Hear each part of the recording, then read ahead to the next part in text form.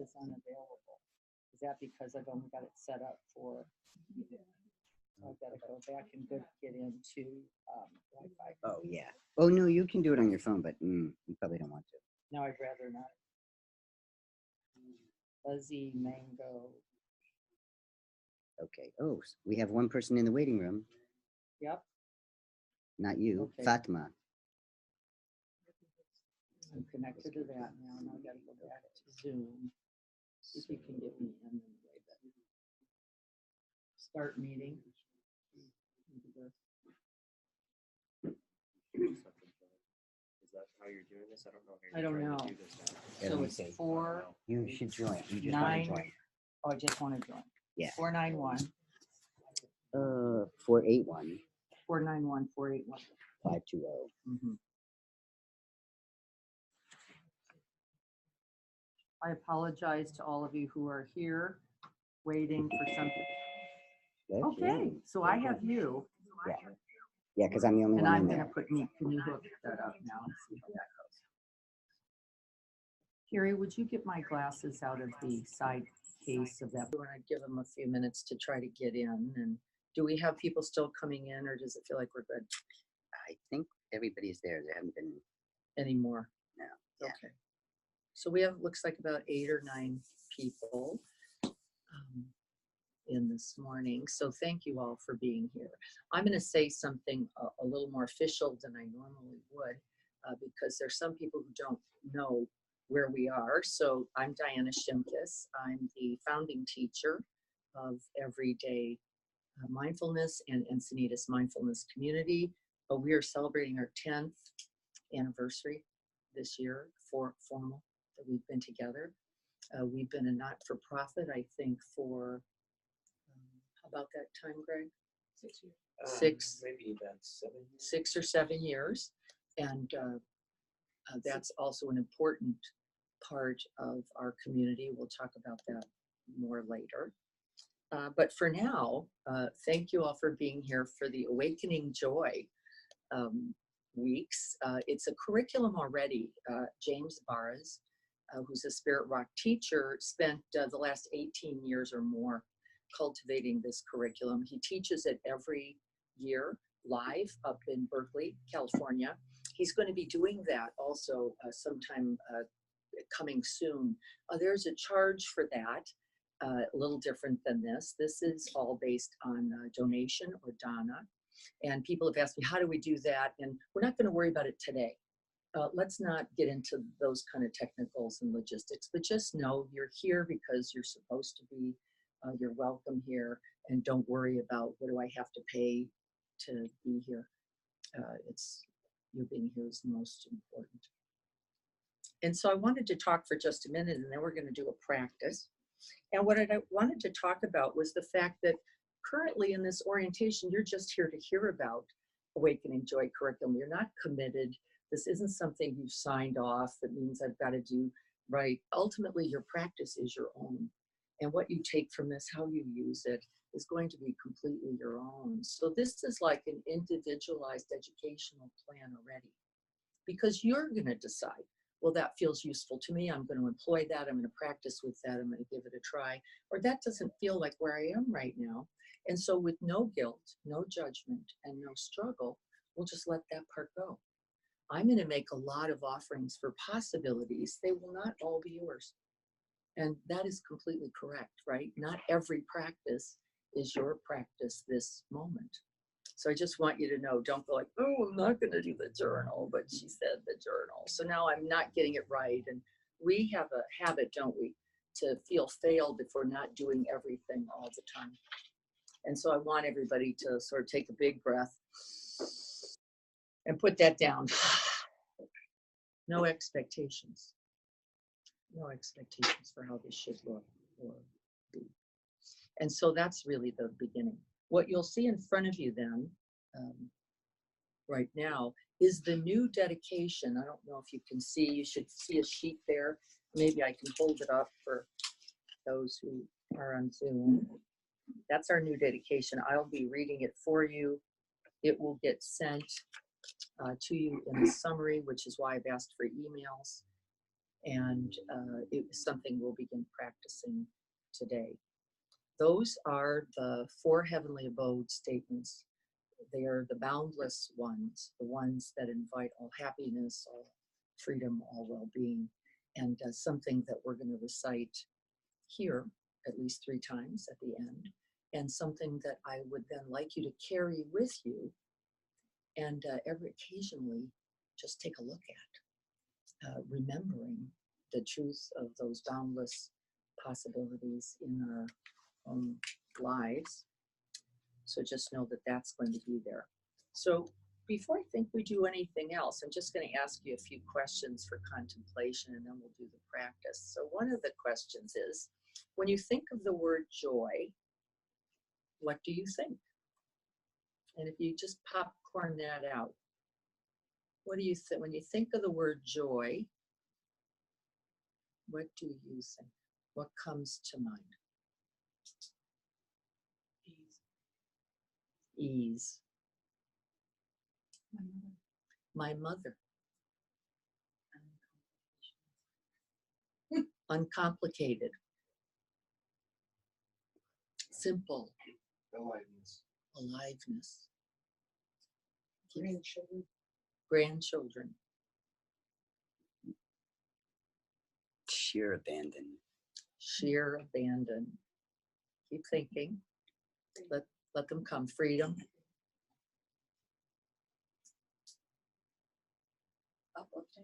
Uplifting.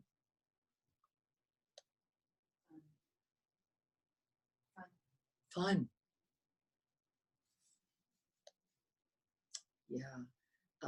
In the Buddha Sutras, words like taking delight, gladness of the heart, uplift, freedom, happiness, ease are all used.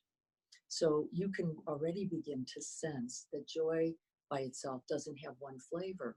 It's not one thing. It's really manifest and expressed in infinite ways and well beyond the words we just used, right? That was just one example. So one of the things we're going to do before we do the meditation on joy is put aside our ideas about a limited idea about joy, that I have to look a certain way, that there has to be a certain kind of laughter, there has to be a certain look in the face, that the body has to have a certain quality to it. In fact, it isn't true. It isn't true. The joy can take on all characteristics and not be disturbed. The joy that we're going to be working on over the next 17 weeks is unshakable, imperturbable, unavoidable. You can't get rid of it. You can't lose it. It is always here and always yours. Doesn't that sound lovely? Like that joy. It is a part from the mindfulness traditions. It is a part of your birthright as a human being to have this. And what we know from the science, we'll be talking more about it today, is that we have to incline the mind consistently with practice and training towards the good, towards the joyful, towards the wholesome. And we're going to talk about how to do that a little bit later today. Sound good so far? Anybody think, I don't want that? I'm in the wrong group, right? So if you will put everything down for now, we don't need anything. The only thing that I'd ask is, does anybody have the aspiration prayer in front of them? Can somebody, Joyce has it too, can somebody read that for us to begin? I can read it. I would appreciate that, Joy. Thank you. May I become at all times, both now and forever, a protector for those without protection, a guide for those who have lost their way, a ship for those with oceans to cross, a bridge for those with rivers to cross, a sanctuary for those in danger, a lamp for those without light, a place of refuge for those who lack shelter, and a benefactor and a servant to all in need.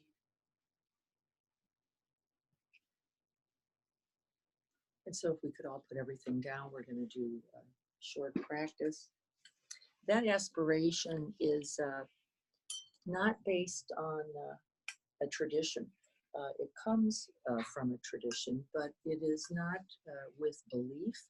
It is not with devotion. You don't have to imagine or believe in a Buddha, a God, or anything. What I would ask that you do, though, is believe in that possibility within you, that you see the potential in you to be both a benefactor, servant, a bridge, a raft, a boat, the doctor, the nurse, and the great medicine, not only for yourself, but for all beings.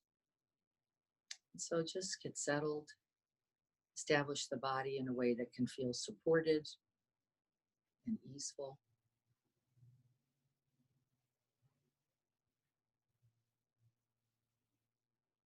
May this practice be a benefit to all beings everywhere, without exception.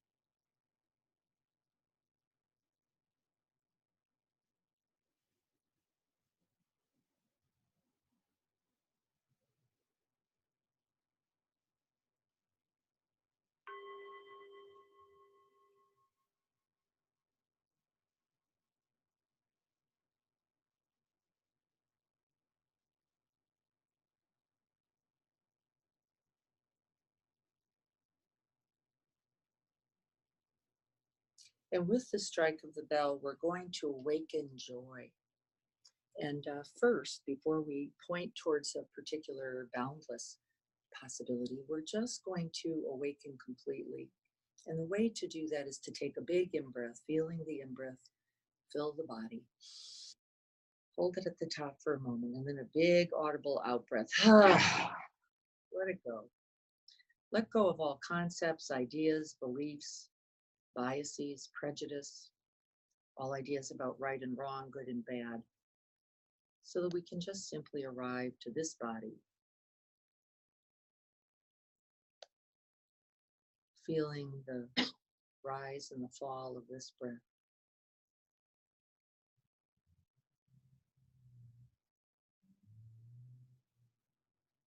And there is a first and most essential instruction for a meditation practice, and it's very simple.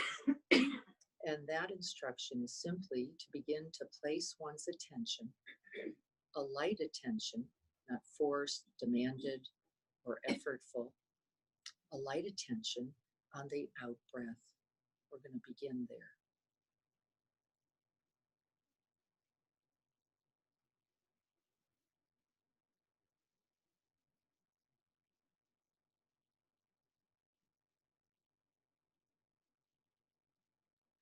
And at the beginning of this practice, I like to invite a dropping the breath, a little extra heave-ho at the end, just to get rid of the holding,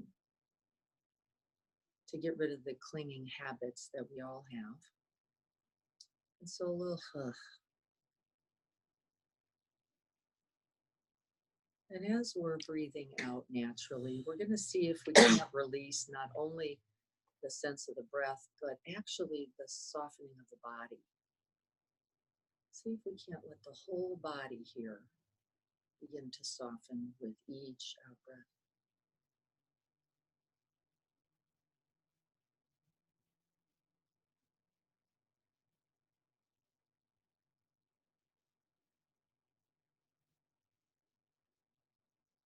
We're not trying to get rid of anything. We're trying to invite the mind home to the body.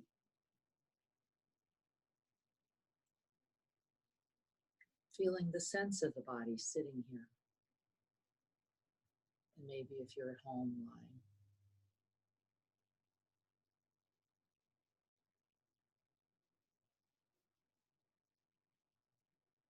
Relaxing the eyes, the jaw, and the mouth.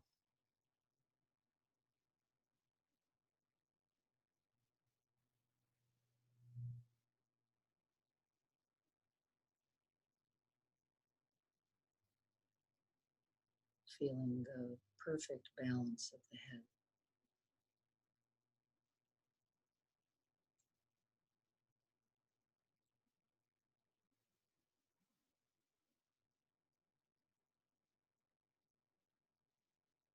with the out breath, settling and softening the shoulders, the arms, the hands.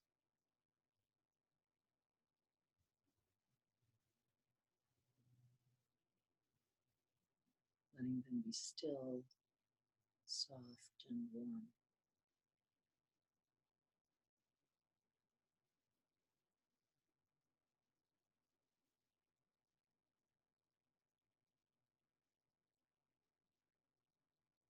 Feeling the rise and the fall of the chest.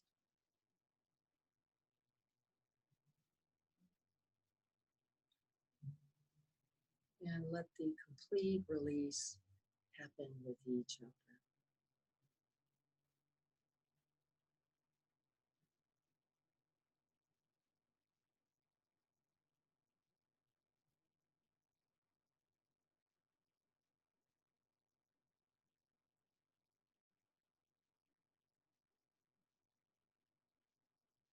And rather than think about the breath, rather than imagine mind up top, looking down on the movement of the breath, see if you can actually invite the attention right down, down into the chest, down into the belly. Place the camera lens there.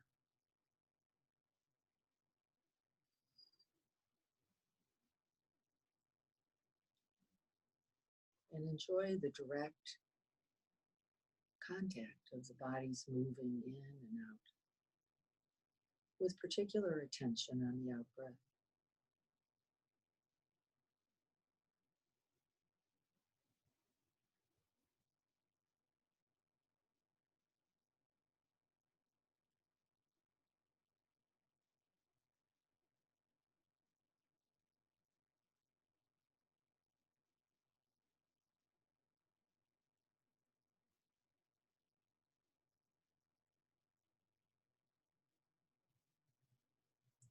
Can you feel the sense of the glide of the out breath, drawing us down and into being, into body, into form, and the stillness and the silence at the end?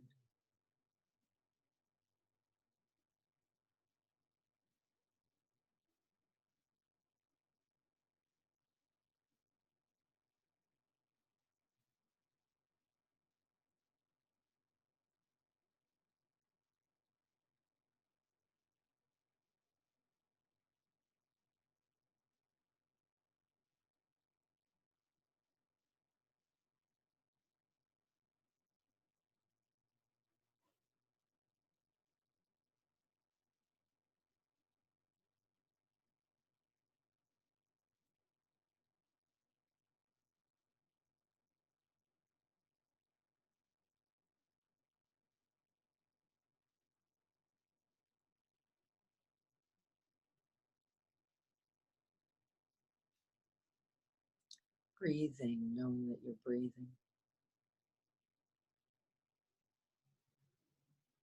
Light awareness on the out breath as our home base.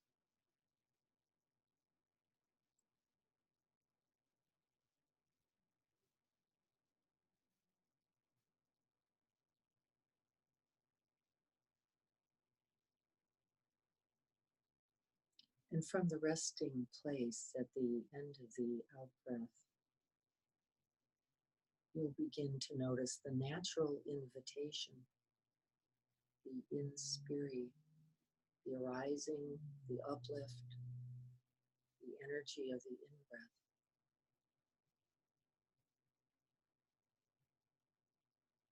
The gift of life, present this one breath.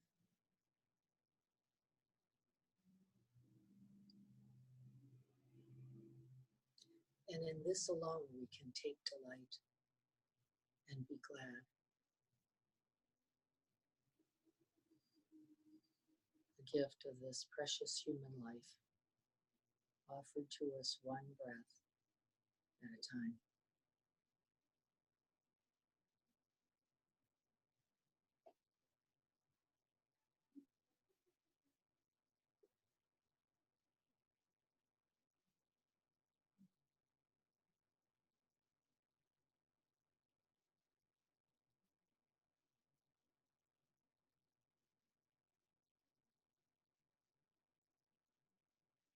Can you feel the uplift, the energy, the aliveness?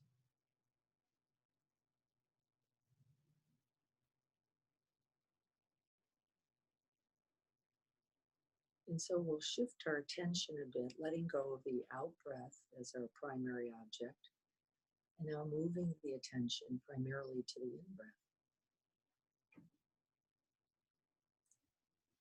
Breathing in, I am awake.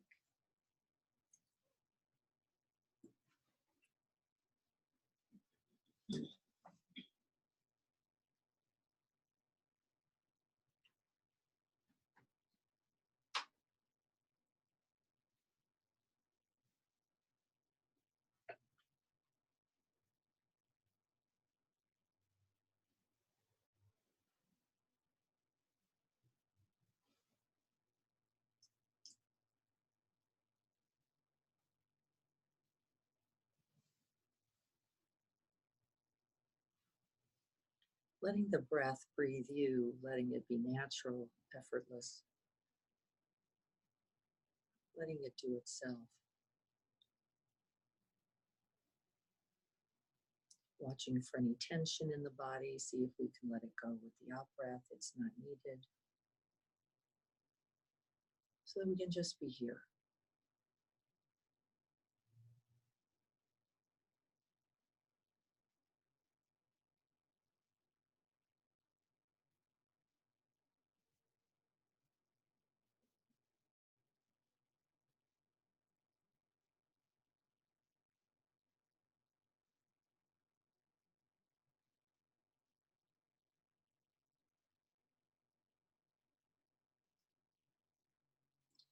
And in this space practice, we're just stabilizing, calming, and settling the mind.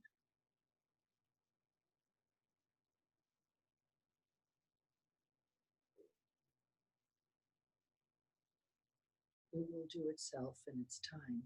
Your job is simply placing the attention again and again.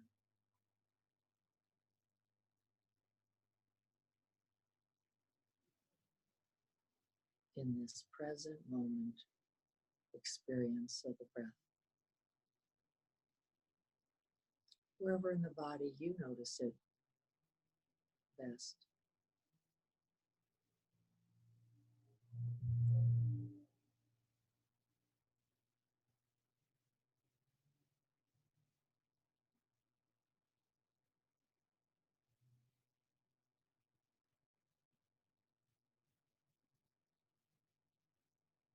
And in this space practice, it doesn't matter where else the mind goes. You're just noticing and very gently, with a lot of love and kindness, inviting the attention back to the breath.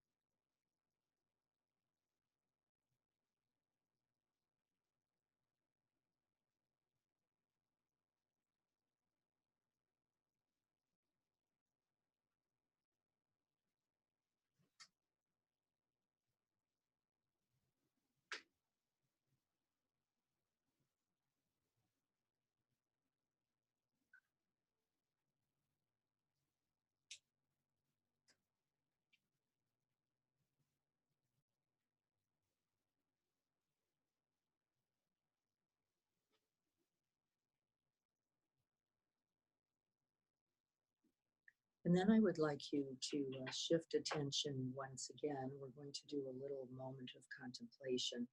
I'd like you to recollect and call to mind a moment of joy.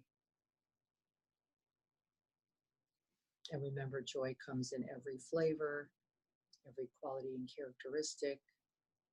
Just see if you open the heart, mind space wide, see what comes, a moment of joy. And then I'd like you to see if you can't stay with that experience for a few moments. Cultivating the image, maybe where, when, with whom.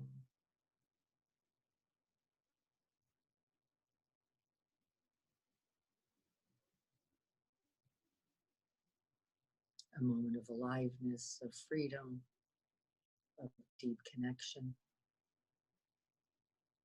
of love.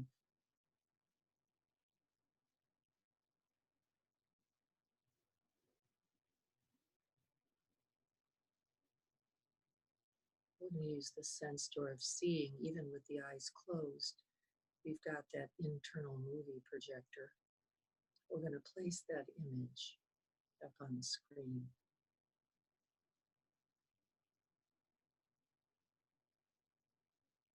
And using that eye door to make contact with this moment of joy, just drink it in with the eyes.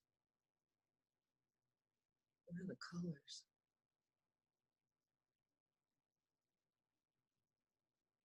The shapes, the textures.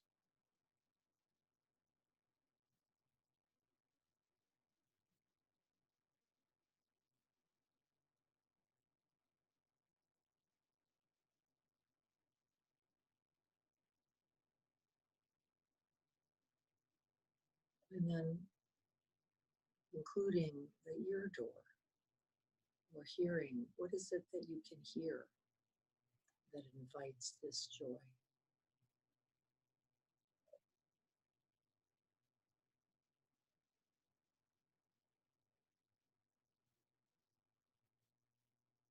Sounds or no sounds? Just opening the ears to hearing.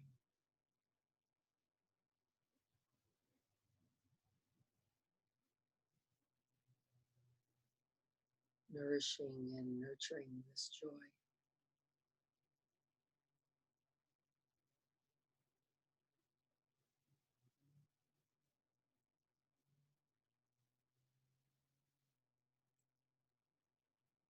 And then opening the whole of the body and body sensations to this experience of joy.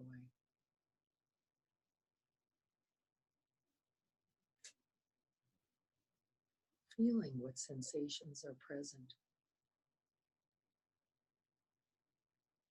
A quickening of the heart, an uplift, an energy, a release.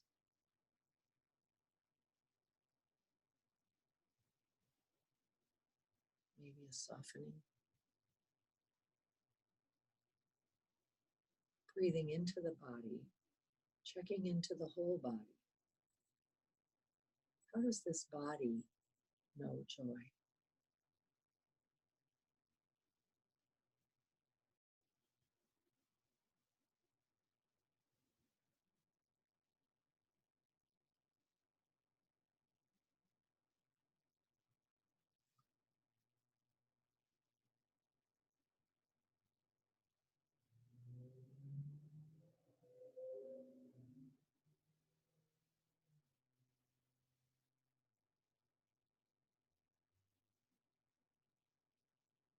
Turn into the sensations that evoke that joy.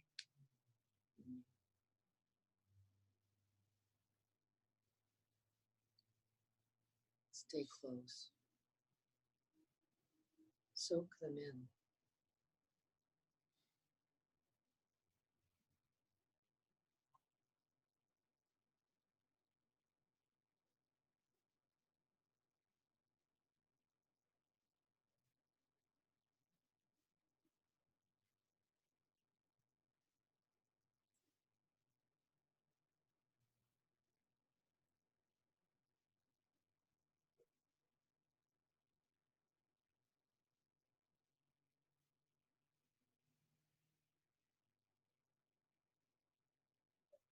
As we touch into joy, what's its texture? Its smell? Does it have a flavor, a taste?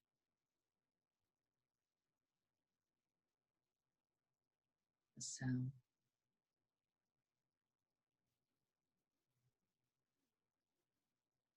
Awaken the whole body, mind, being to this moment of joy.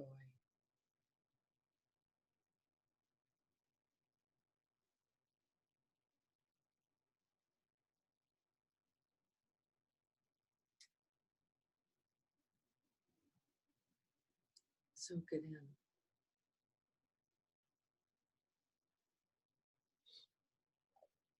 And take delight.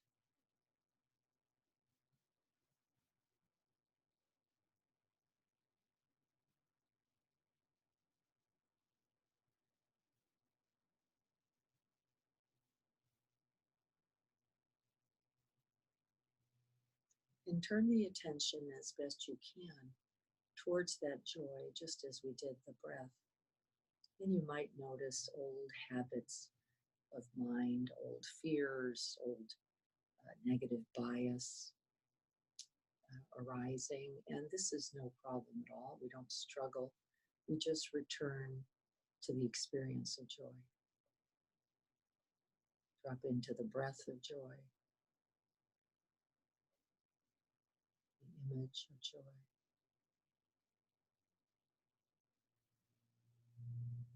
Sound, feeling, the flavor and the smell. Savor joy.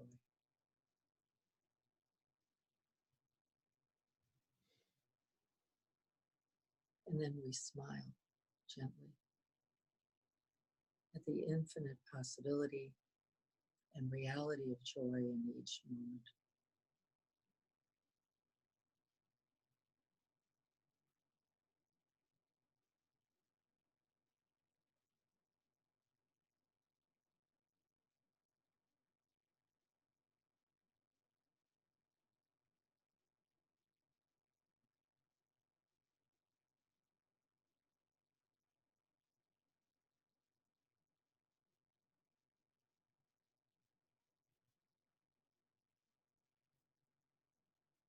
And for the last few moments of this practice, we're simply going to breathe joy. You can hold the image or let go of it. If it's feeling effortful, let it go. The joy is not just in the image, it's in each cell of your being.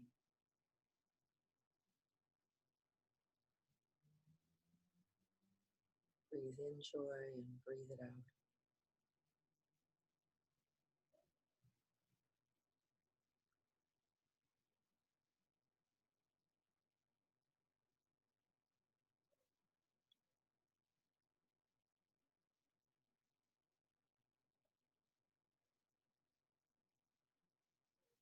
Let joy be expressed through every pore, every cell,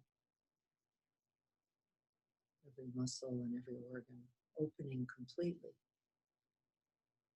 to joy.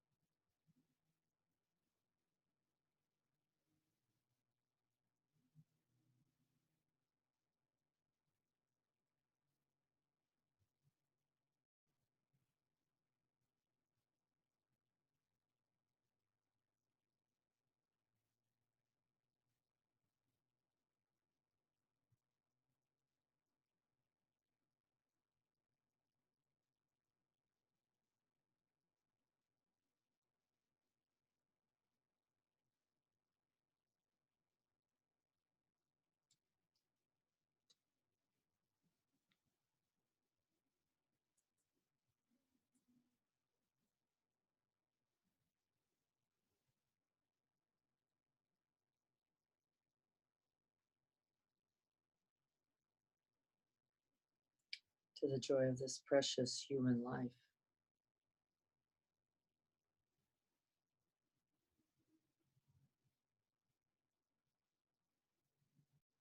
filled with possibilities for love, for healing, for growth, for wholeness, for freedom, for beauty and truth.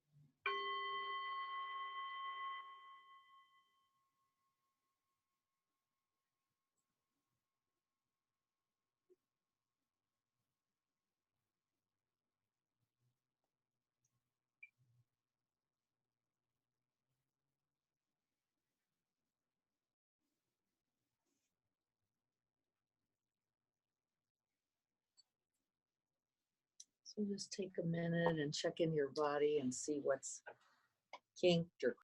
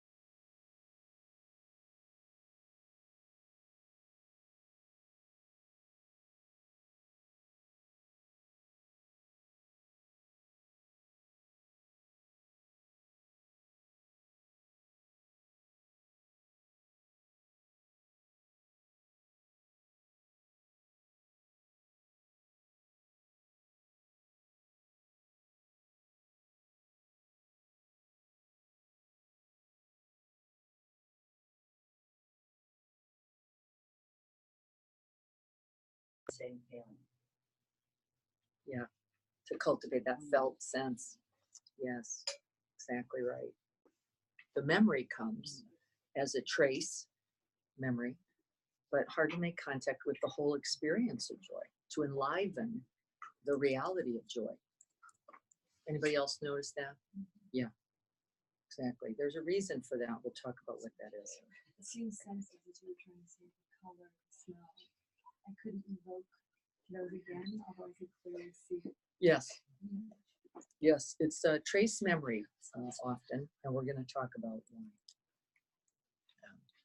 in a minute. But so a little challenging to really evoke the same felt sense, depending on a few factors. We'll talk about them. Science knows a little about this as well.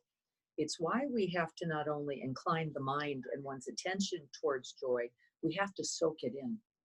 And that soaking in, we actually know from Rick Hansen, a lovely neuropsychologist and meditation teacher, it takes about 20 seconds. And we do not attend to almost anything that long.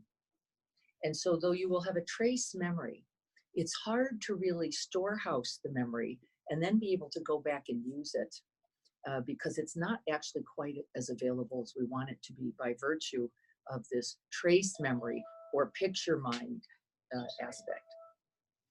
Get the idea? We're going to learn how to soak in the good, which actually is going to require 20 seconds.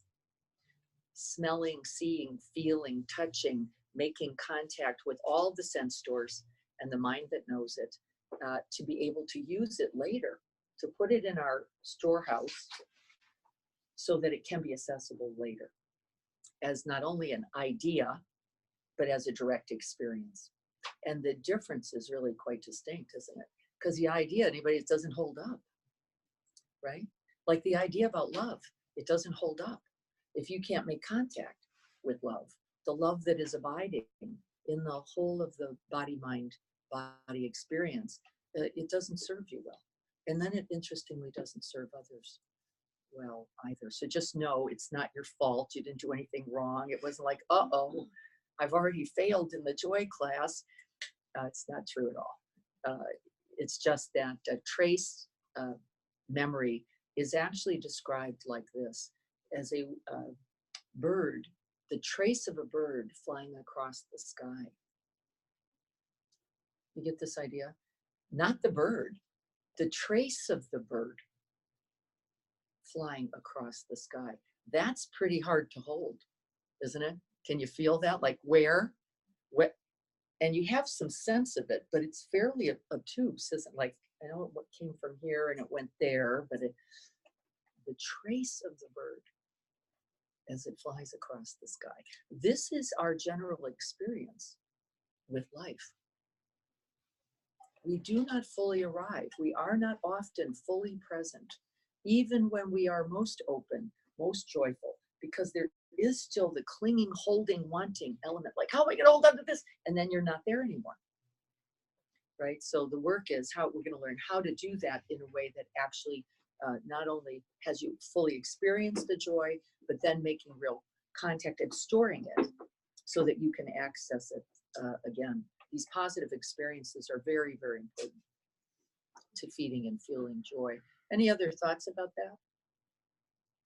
Anybody have an easy time, just boom, really dropped right in? Yeah, I mean, I went to my wedding, and it was amazing. I mean, it's not something I thought of in a very long time. Mm-hmm. And it was amazing how many memories, like how many elements just kept coming up and coming up and coming up and coming up. Mm. Well, It was, yeah, beautiful. And how do you feel now? Can I ask, Seth?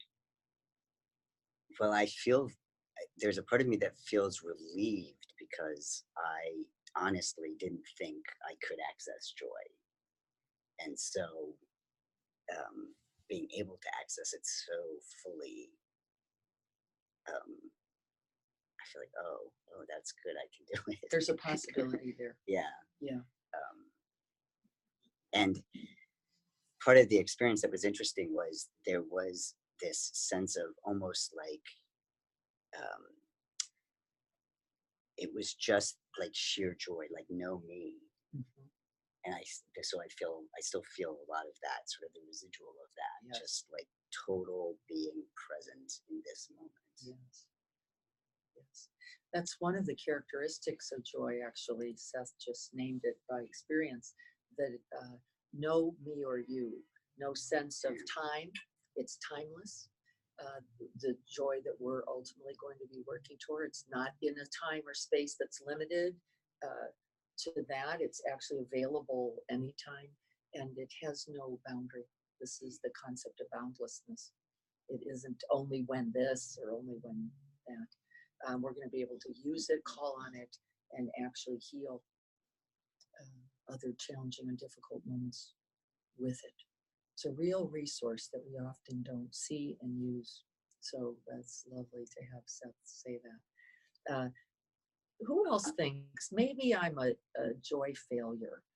Maybe for me, I don't know, like other people seem happier, they seem like they carry positivity, but I've noticed I go to things and like it doesn't kind of come up like that. Remember, we started with the idea that joy by itself isn't one experience or thing. And actually what it means is you're not knowing joy sufficiently. Doesn't mean you're not having it. You're not knowing it in its nature sufficiently to go, oh, well, so we have an idea about joy often that goes like, yay. And in fact, I imaged joy on the Google. I was like, what are people's pictures of joy? And what was everybody doing? Jumping in the air and right. This is a very limited notion. It's dangerous, isn't it? Because you go, if I'm not that, with my feet up in the air and the big full kick and right, then maybe I'm broken or I'm not capable. And every single, there was none of the real realities of joy. Joy could be what? Equanimity, contentedness. There can be a quietness, an ease and an openness in it that doesn't look like anything. And everybody has little particulars, right? We all are unique and a little specific. We all have our own ideas about, I don't mean ideas, our own way of expressing joy. And so we're going to look for yours because yours will be a little unique. It won't look like Seth's joy or experience. It might not be triggered by the same event either because of who you are, where you've come from, and what enlivens you, right? Isn't that true? So we could now open the door on joy, not as a certain idea, but really as an experience. We're going to start taking some notes about that for you so that you can go, oh, even like this. The moment of joy that came to mind for me was actually a very quiet moment. And I have to say there was very little happening. That was during a 30-day retreat. There was a particular moment in that retreat where I made complete contact with just the openness, the aliveness of everything. And there was nothing happening. Right? No thing happening at all. And so joy, the real truth of joy, is it is something that comes from within and out, not that comes from out and in. So we won't be looking for certain kind of things, though we will notice that there are certain things that trigger it for us. The thing itself is actually not the point. It comes from actually something that is opening, enlivening in you for that thing, which is why if we put a fabulous ice cream cone in the middle of the room, some of you would go, oh, that just evokes and joy. I have memories. And other people go, gosh, I just get sick when that happens. It doesn't have any of that. And it wouldn't be any right or wrong, would it? It would just be experience. So I want to talk for a minute about some of the way the class is going to be structured, because this is the orientation for that. It's going to be 17 weeks. It will run from January 29th until May 21st. May 21st. There will be a 3-day retreat from Wednesday, April 3rd through the 6th at Questhaven Retreat Center. I would see if you can't make some time for that. It's commuter and residential. So even if you can't stay there and that's not right for you, know that there are commuter options available. I think we have, according to a few people I've checked with, the best pricing for that in the world because we just charge for the cost. We're not charging anything else. So for commuters, it's a fairly inexpensive opportunity, and I think there's even an opportunity for lunch in that cost. So there's even a little bit extra. The 3rd through the 6th of April, it will be here at Questhaven Retreat Center, which is just about 15, 18 miles back in San Marcos. If you haven't been there, it's stunning. And I would encourage you to look at your time, create some space for that for yourself, and also to at some point register. So we've already made contact with the fact that joy is a word. We've already come up with all the other things that it could mean. And we're going to just keep expanding our vocabulary for joy. It's not a thing. It's actually not a even considered state. Doesn't sit on conditions, and we can access it actually at any moment. I know that seems challenging and difficult now. Like, how do you do that when there's pain, grief, loss, right? Illness. And actually that's later in the course, but the truth is it is available to us every moment, because even in a moment of loss, there is the moment of having loved, isn't there? In a moment of illness, there's all of the experience of also health having been a reality, and even then, the things that are still working, that are still healthy. And our tendency, the part of the science that we've already named in the last few weeks, but I'll name it here again, the negativity bias of the mind is such that it forgets the whole of the experience and by its brainstem nature points towards that which is not happening. That is your brainstem. Negativity bias, it's going to point towards the empty, the not me, the not happening, the I wanted it another way, this isn't going, by its brains, by your brainstem's nature. If you leave the mind unattended, it will fall there.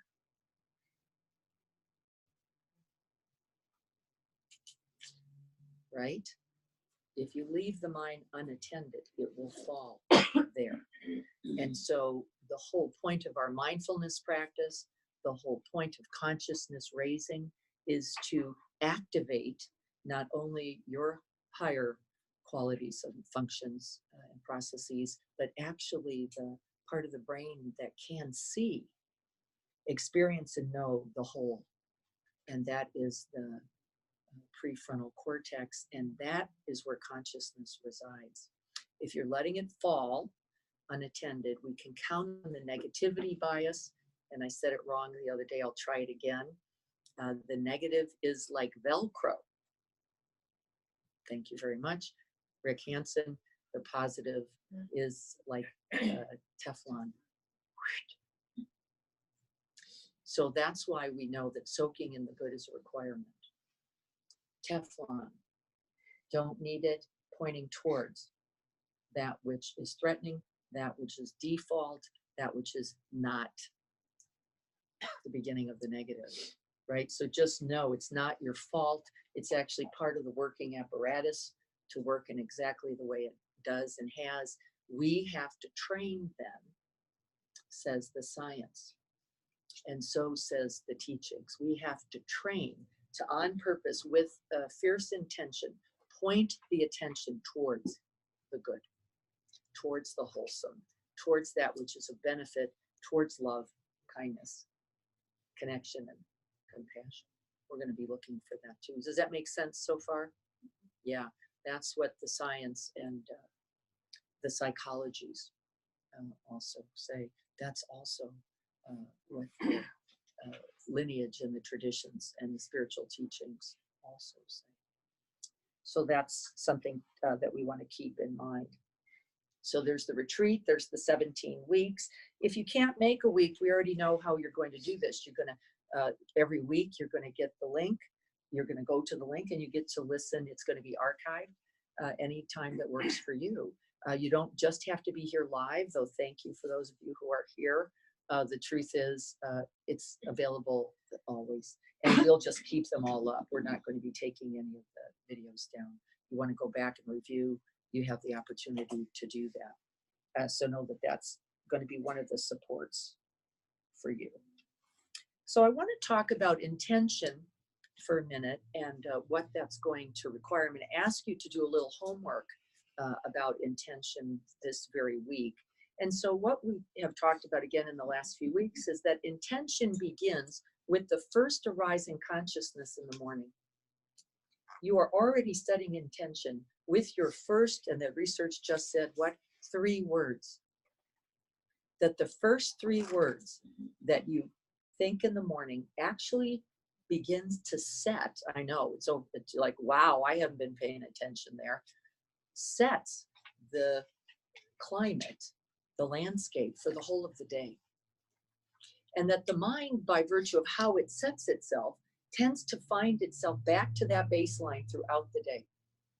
And so we want to set those first 3 words with intention.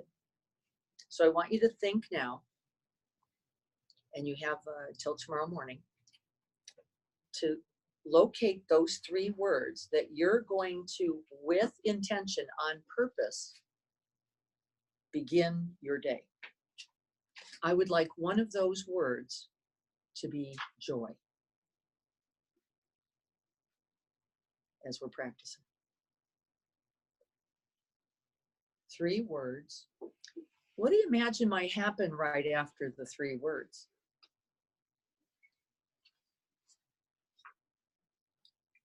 I gotta pee. Did anybody start the coffee? They never start the coffee. It's the same old. Those three words, actually, I want you to watch for it, will color, shape, and shade your day. So start with them. I'd like you to write them. There's a blank piece of paper that came with your, I'd like you to write them somewhere. I'd like you to carry that in a way that you can actually review that intention throughout the day. So the first three words are the first thing I would like you to write on the paper. You don't need to do it now, but I want you to do it this week. Then the other thing I'd like you to write is a statement, your aspiration for this course. That I might make more real contact with the joy in my life. That I would see that there's the possibility of joy. That I might feel joy and offer joy, right? It's yours, but I want you to write a sentence that in some way fleshes out the intention you have. We're going to keep that paper. It's going to be one of you. And we're going to be using that. So not only do we have to set fierce intention for joy, the other reality about joy is that there's a lot of fears that come with joy. Can anybody name any fears that they know they have? I think we saw one like, I'm not capable of joy. Anything else? We call these obstacles, hindrances, vulnerability. Opening to joy means we have to open ultimately then to everything. It makes us slightly more vulnerable. Yeah. Scary sense of failure. Failure. I have my idea about joy. I've got these conditions for it, and I'm not realizing these conditions. I don't have any reasons. Yes. I don't have the circumstances, the life script for joy. We limit it to kind of the externals, what's happening now. Am I capable? Am I capable? Exactly. All the people on Zoom are going, right? I know. What else? I'm failed already. I've been trying. I don't get there. I don't have the apparatus. I don't have the life circumstances for it. We do a lot of if only, then I could be joyful. This is conditioning our joy. If only I had the partner, if only, that person was this, if only I still had that job, if only we conditionalize joy, limit it by some limiting core belief thoughts.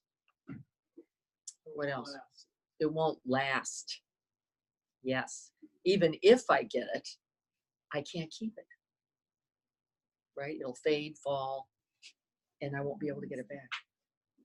Joy is an object that is or is not in its appearance. Anybody notice those in your life? Have you ever had those kinds of thoughts or that kind? Yeah. We're going to look at those also.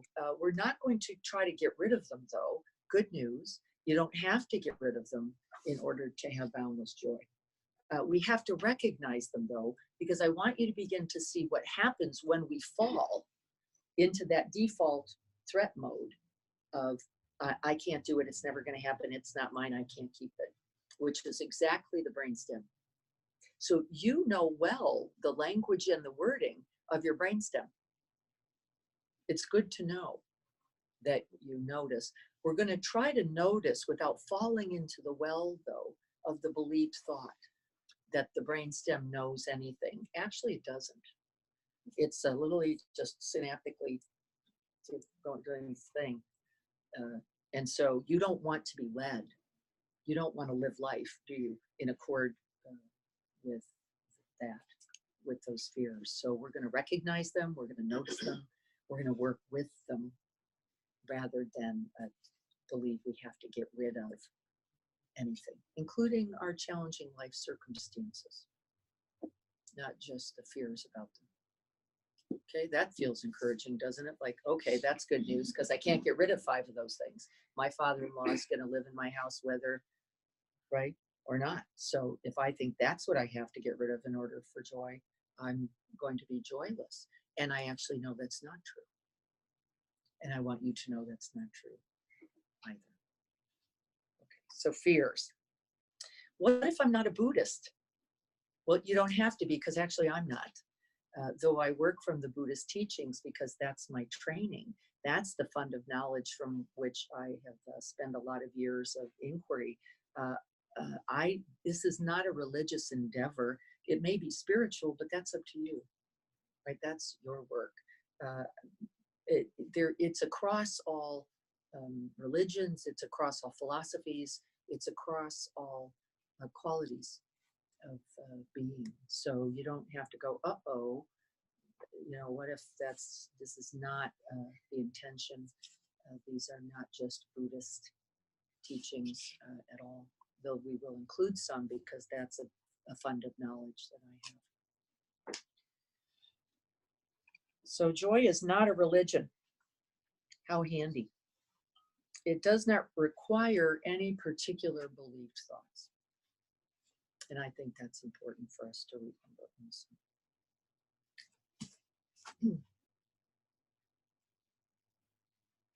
So then I'm going to invite some support practices. I'm going to start naming them now. You'll see them in the book if you have the book also.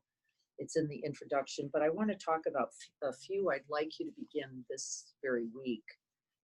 And one of them is that I suggested a journal, something, your joy book, something that you're going to write in, you're going to keep your experiences, you're going to write your body sensations, your practices in, you're going to refer to it, reflect on it.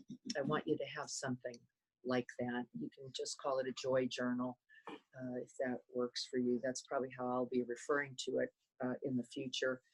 It'll be a nice place for you to go back and just recollect what you're working on. Like a journal does, the reason we use it is for contemplation, reflection, wisdom. We look back and say, wait, I see some patterns. I see some things here. It's a reminder. And we're going to use the journal in all of those ways. I see many of you have them. And if you don't, I'd encourage you to find something that you can be using. One of the other support practices that we're going to be including, and I've actually been practicing, I always try to get a little in front of you, is moving the body joyfully. I'd like you to move the body. Consider beginning to move the body joyfully for at least 5 to 8 minutes a day. This does not necessarily look like exercise, though it could if you really enjoy your exercising. I was out yesterday walking with some friends. It was very joyful. I would have never called that exercise. It actually turned out to be 5 miles, but that was not my intention. My intention was just being in connection, being in nature, and enjoying, and it was actually quite lovely. I still have the residue of that bubbling in me. And so you're going 5 to 8 minutes, 5 to 8 minutes. What, I can't walk 5 miles in 5 to 8 minutes. So what could you do?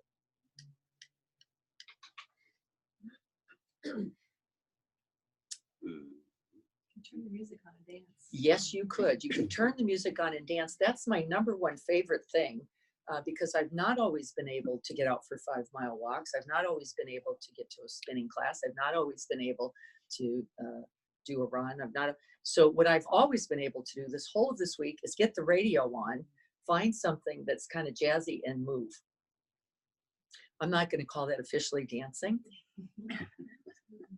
I'm sorry, my son is not here. If he were, he'd go, that was not dancing. That was, I don't know what that was. That was not dancing. In fact, twice he said, what are you doing? I had a sort of stretch thing going on also. 5 to 8 minutes. It's actually about a song and a half or so. The songs are really actually eclipsed. They're kind of like 3 minutes long, but it's about 1 or 2 songs depending on what you listen to. Do you have to move a certain way? Couldn't it be slow, just gentle, swaying movements like seaweed to a, Nat King Cole song? It could be crazy. The song I had picked was an old Pointer Sister song called Jump. Anybody remember the song? Jump! That's why it wasn't looking like dancing. But movement. And movement that inspires, really. And again, I don't mean energy that has to be that exuberant, but that you can make contact with. And really, the music, I think, is a beautiful way to get into what we call whole body experience. Rather than go, she said, stretch your neck for a minute, and then I do something like that. The whole body experience, the invitation of joy in the movement. And I happen to notice that the music really inspired and helped me. It's fun. It's soothing. If you choose something quiet, I want you to see in the movement itself what qualities and characteristics you notice as a result. That's every day. We're going to begin now. And for those who aren't in the orientation, they'll be beginning. I want you to get a little head start next week. I want you to then write, if you would, after your movement, a few words about what's your experience there. Might be a body sensation. It might be just a felt sense. Ease, relaxation, connection, joy, energy, whatever it is. Okay, does that seem workable? You are going to have to intention that. You probably haven't done that this morning yet. Has anybody already got the mood for your fabulous? No. So you're going to have to really set the intention. Make sure you remember that that's one of our aspirations for experiencing joy, and then really find your way to it. You may need some cues or prompts for how am I going to do this. I put it at a certain time in the day so that I could be sure to get to it. That would be one method. Other people are just listening to music and then can be inspired in that way. But moving the body joyfully. The other one I'm going to ask you to do this week is to create a nourishment list.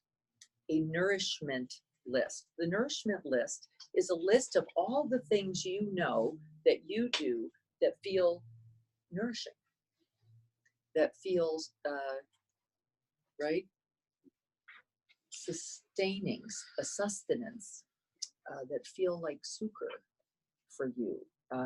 Again, that's your own personal list. I'd like you to get at least 10 items on that list, because one of the things you're going to be asked to do is when you have fallen in the default mode, when the brain stem has gotten a hold of you, we're going to invite something from the nourishing list. It might be things like call a friend, take a warm bath, bubble bath, take a walk, get out in nature, listen to music, right? There's no one source for nourishing. It's infinite also. I want you to get your CPR nourishing list written, because when we notice that we have fallen into the default mode of the habit mind, we're going to invite one of or more of those items from that nourishing list. That makes sense also? Inclining the mind towards the good, inclining the mind towards joy. We're going to have to do it on purpose in a variety of ways over the whole of these 16 weeks. The other thing I'm going to ask you to do is take a series of joy scales.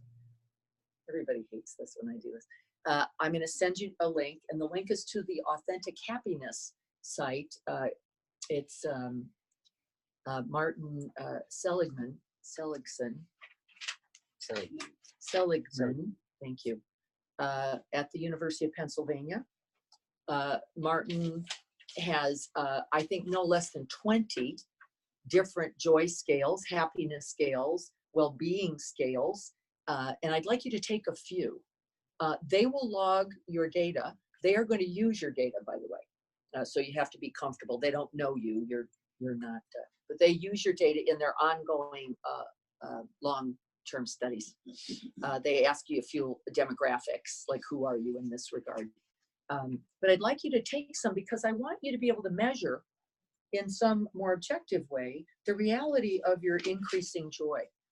I don't want you to just work from a subjective sense. I want you to see. I'm going to take that scale again. They will keep the data. You'll be able to go back to the data, and you'll be able to retake those scales. Isn't that neat? So that you can actually see in a real and objective way. I'd like you to do that before we start class 1, because then we haven't contaminated the data, right? So if you could, go take 2 or 3 scales at least. I took 6 or 7. I was consistently surprised. And there's even one that I really enjoyed, which was, what are the values that when you realize these values, you feel joyful? And it gave me a list of priorities and values that I have to say it was spot on. There'll be a link to that Yes, on our email. yes. The summary day will include that link to authentic happiness and to the testing where you can take some of those. Does that feel workable? I know some people like, no, I don't care about the objective. I'd just like you to do it because I think it's another measure. It's another reality orientation. It's not just, well, I felt it or I didn't feel it.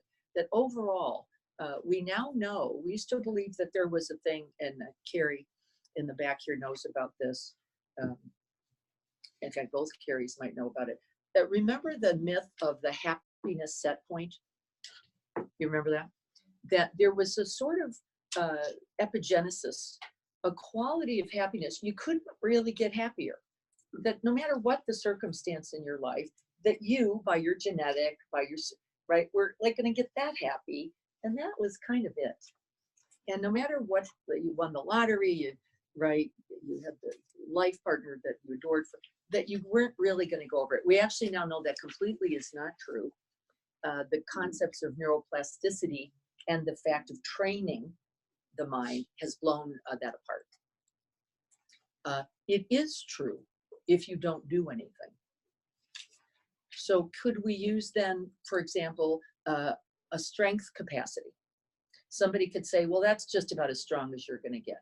Well, the truth is, and I'll just use me as an example, if I didn't do anything, I have large muscle firing, I'm actually not going to be so bad for strength. I didn't do anything. I never lifted a weight. I didn't do it. My dad had it, and I have it. That's just the way we have it. I can pick up the 50-pound thing. That's just, and I don't do anything, right? So that's me. Now, if I actually trained that, what could we say would actually happen?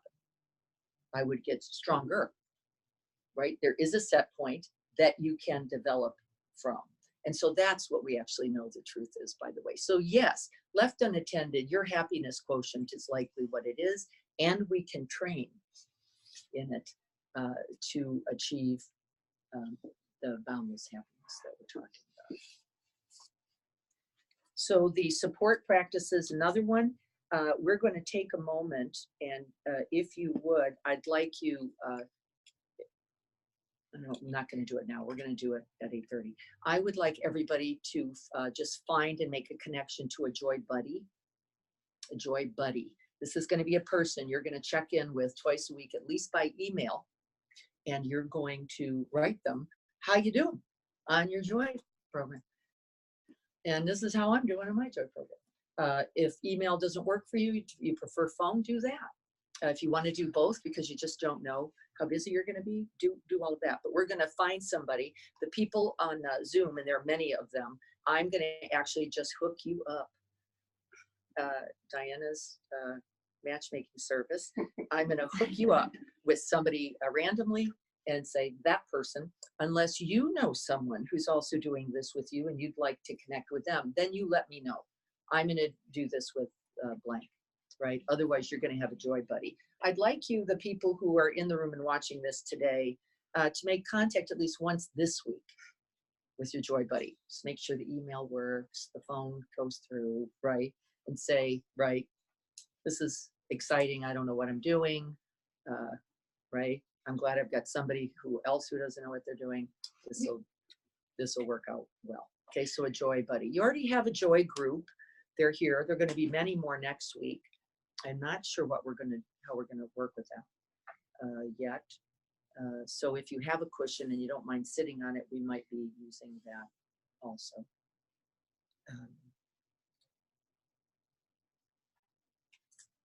Okay. Any questions about that nourishment list? About the support practices, which are going to include moving at least 5 to 8 minutes every day in some joyful way that doesn't require I don't want you to think exercise because that gets into a whole other head space. We're going to make our nourishment list and just have it available to us. We're going to write our 3 words, which are the ones we're going to recollect, and remember at the beginning of each day. Breathe those in a few times, and then we're going to write our intention statement for this course relating to joy.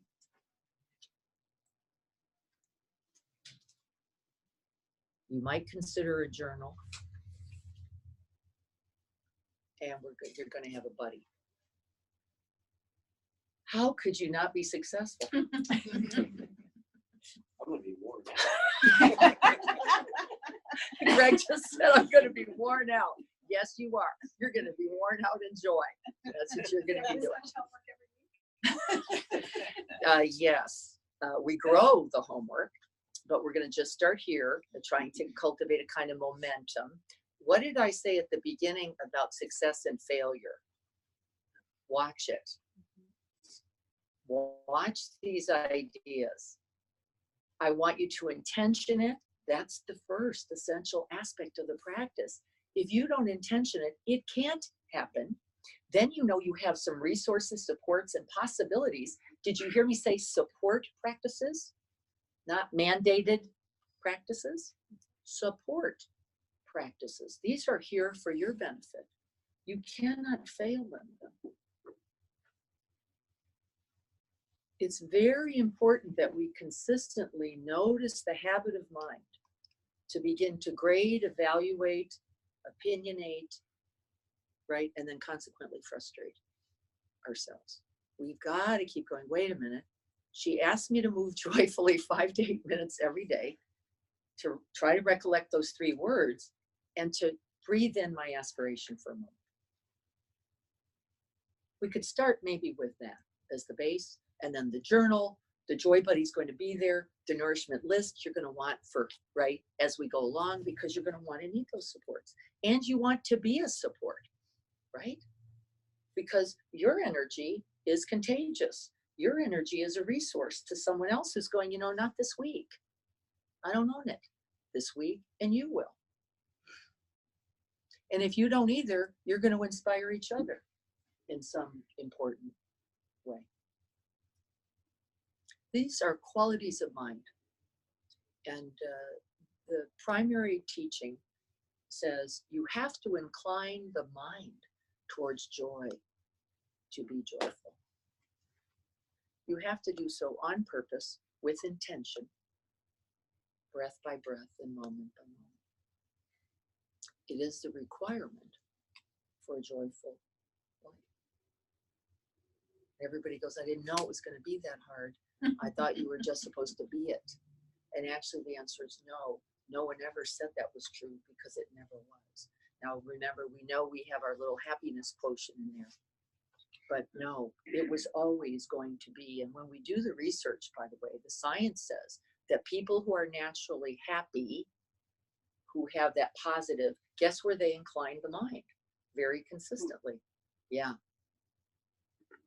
Towards the good, towards the truth, towards the wholesome, towards the beautiful. That's where they incline the mind. It doesn't mean that they too will not know the pain of loss, of grief, of illness, right? This is not accurate. And yet, and there's an example in the book, Awakening Joy, and I want to show you that as well. There's an example in the book of a woman who was in the Awakening Joy series and got diagnosed with significant cancer in a significant stage. And she wrote, and it's in the book, you'll look forward to seeing it. She said, because of the result of this course, the only thing I could think is how lucky am I to have had all of these years of good health. And that this day was always going to come, and it is not the problem. I have all this, she was in her 70s, all of these incredible years of amazing health. Right? That's incredible, isn't it? Because the negativity bias, the thing that we default in, how easy would it be to just go, poor me, why me, right? And she said, this is unbelievable to me that I actually am just thinking, well, this is, I've had all of this amazing life. And for me, I have to tell you, this is the way I'd like to die. I'd like to die remembering all of the beauty, all of the blessings of you and this amazing life. And the Buddha said, and the science says, and the psychology says, we can train for that now. That we should not wait till then. I agree. I agree. Let's direct the energies. And I think Greg said something I want to speak to for another moment, and then we're going to close. What Greg said is, I'm going to be tired. And I do think at the beginning, inviting new practices is a little stressful and a little exhausting. I think that's actually accurate, isn't it? Like, I got to remember, where's the paper? Who said what book? Who was the book again? How do I get on that link? Right? Or like, I feel stressed now just having said those things. And the truth is, aren't we all worth it? Aren't we all worth a little effort? Aren't we all worth propagating joy in ourselves so that we can uplift the whole of this world? I think so. And I do think it's true. It is going to take something from you, but everything worth anything takes something. I'm going to point to the book. Is there a way for Awakening Joy, James Barres, Spirit Rock Teacher. It is sold out at Barnes & Noble. They're ordering more. You can purchase it online at Amazon, and I think, well, it depends on whether you're Amazon Prime, doesn't it? But there is a Kindle version. There is a Kindle version, and Audible has it as well. I have it on Audible also. I listen to it every evening. I've got at least one of the library's copies. Okay, lovely. And I Wonderful. got the library copy on my Kindle, the only copy. Okay, Sorry. great. The library sells. There's all kinds of places and ways to get it. Okay. Then I'd like you to get the dedication. We're going to recite that. And remember, I'd like you to keep that because we're going to be doing that every sitting.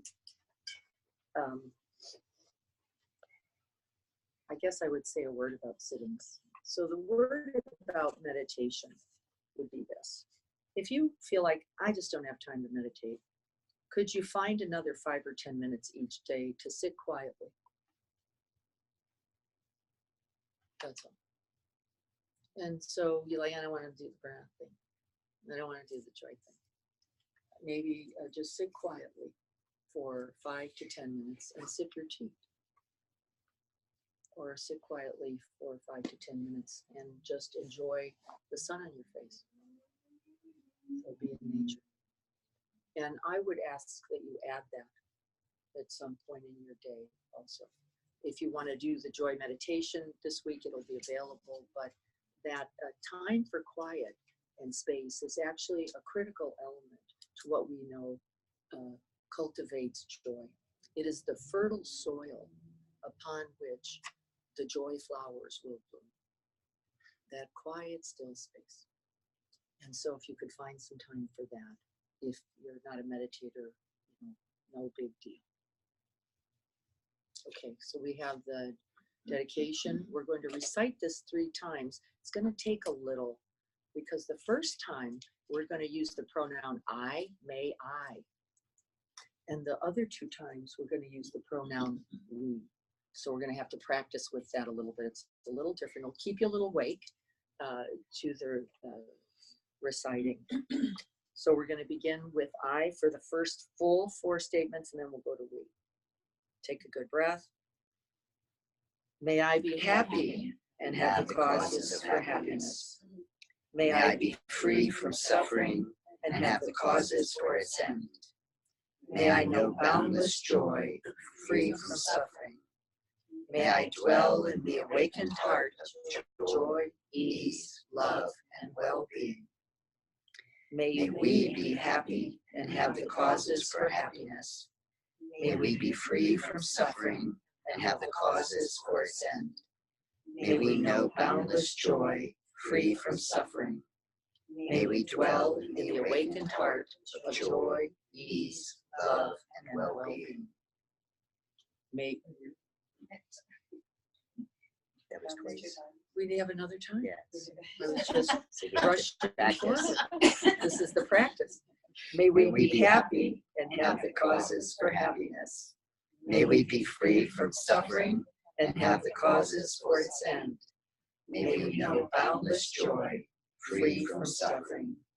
May we dwell in the awakened heart of joy, ease, love, and well-being. Thank you, practice. Thank you. Let's take a moment, resting in that still and silent space of the boundless and awakened heart mind.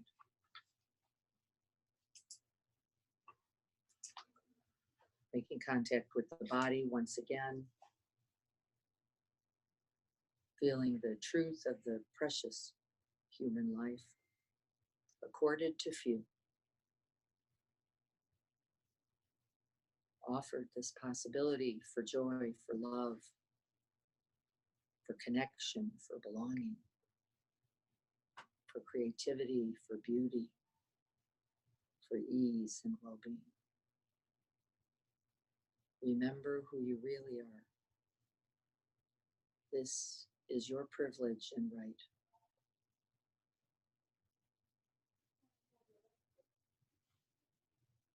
May this practice and all practices throughout all time, coming from all directions and all peoples, contribute to the end of suffering and the realization of happiness, joy, and freedom. May every thought, word, and deed contribute.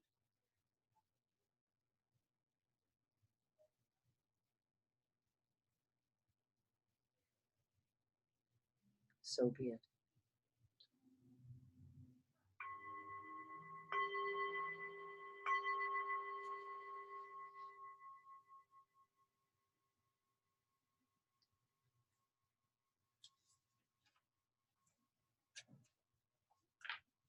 Thank you. Thank you for your practice, your patience, and your presence. Thank you. If you could help